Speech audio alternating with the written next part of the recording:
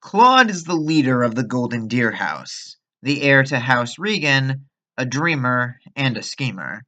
Honestly, his character could be an entire video essay unto itself, and plenty of others have already made exactly that video.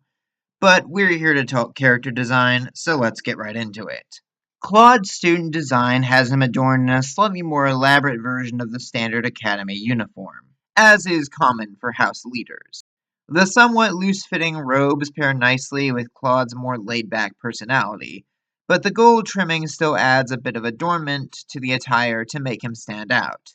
Claude's green eyes pair nicely with the yellow shoulder cape, but what I especially love is the hair.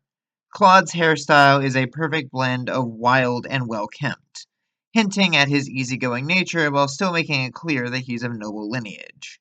I also especially like the singular braided strand tipped with gold, which acts as an oh-so-subtle signifier to his Almiran heritage. Timeskip Claude goes a lot harder on the adornment.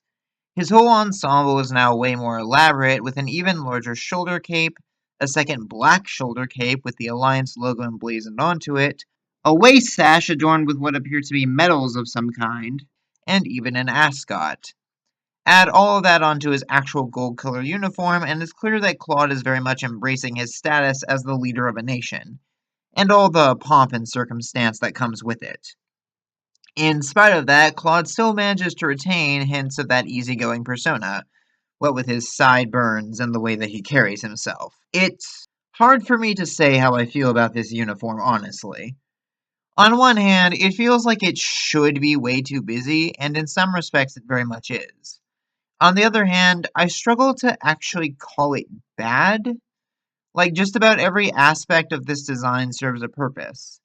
The attire itself is blatantly indicative of Lester, to the point that it almost comes off like it's trying too hard.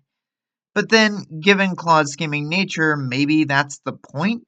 With a council of vain nobles like Lawrence and Acheron to appeal to, Claude dressing up so heavily in his country's symbols could do a lot to reassure them that he has the Alliance's best interest at heart during the war, even while his waist sash is clearly more indicative of Almyra, hinting at his true aim of opening Fodlan up to the wider world.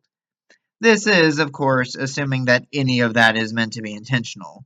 The color palette also works quite nicely, with the greens and blacks nicely complemented by the yellows and golds. I do feel like all the color might be a bit too condensed on Claude's upper half, but that's not really my area of expertise, so I'll let it slide for now. Overall, Claude's design is fairly competent, though I do feel like the timeskip design lacks some of the subtlety of his student incarnation.